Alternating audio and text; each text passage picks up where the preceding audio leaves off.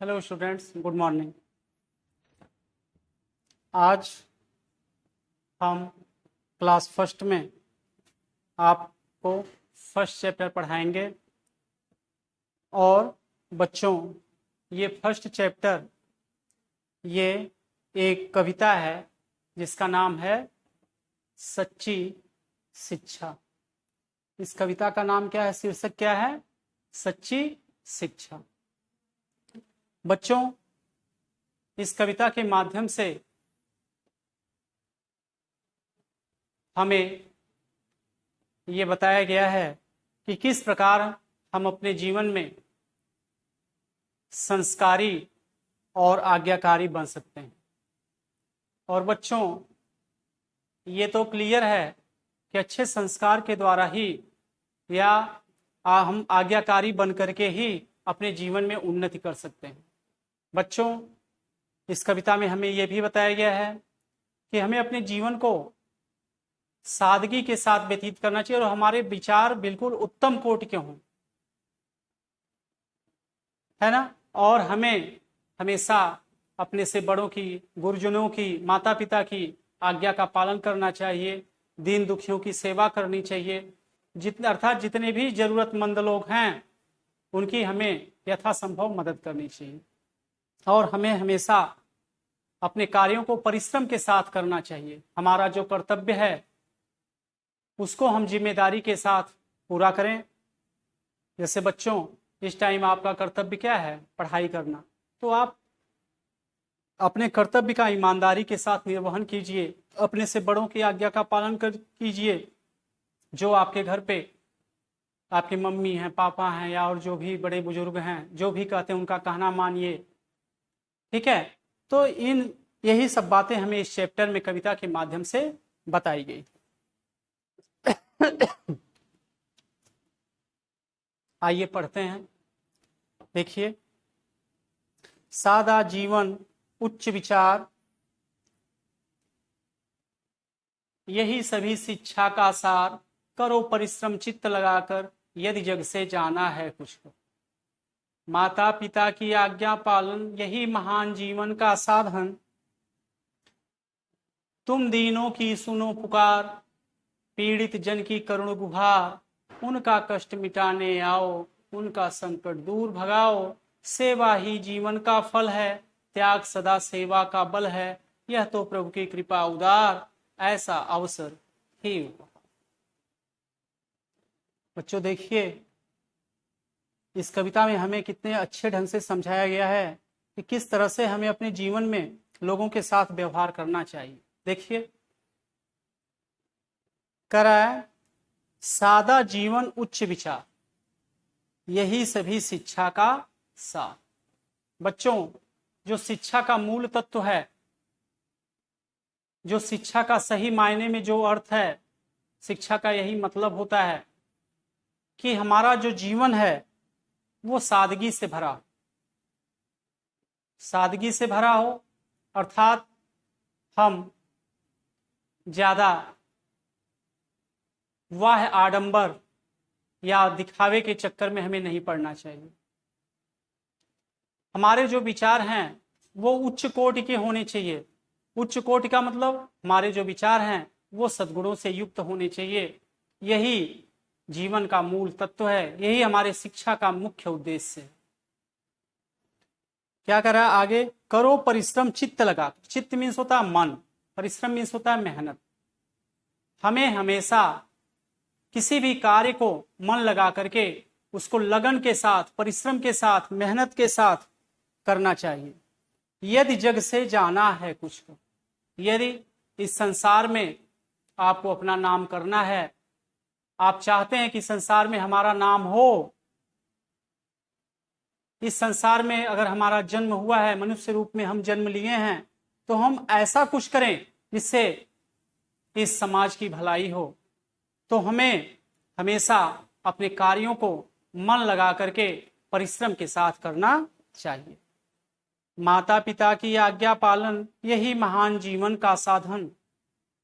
करे, हमें अपने माता पिता की आज्ञा का पालन करना चाहिए। माता पिता के साथ साथ जितने भी बड़े लोग हैं हमसे, हमारे गुरुजी लोग हैं, या हमारे घर पर दादा दादी, या जी कहने का मतलब ये है जितने भी बड़े लोग हैं, हमें उनकी आज्ञा का पालन करना चाहिए। वो जो बात कहते हैं हमें उनकी बातों पर ध्यान देना चाहिए, उनकी बातों को मानना चाहिए। और ये सही बात है कि जो लोग बड़े लोग होते हैं वो हमेशा हमें सच्ची राह पर जाने की प्रेरणा देते हैं। इसलिए जो भी वो कहेंगे वो हमारे हित के लिए कहेंगे, इसलिए हमें उनकी आज्ञा का पालन करना चाहिए, जिससे हमारा विकास हो सके। यही महान जीवन का साधन। कहने का मतलब यह है, अगर हमें अपने जीवन को महान बनाना है, जीवन में कुछ करना है, जीवन में आगे बढ़ना है, तो हमें अपने माता पिता या बड़े लोगों की आज्ञा का पालन करना चाहिए।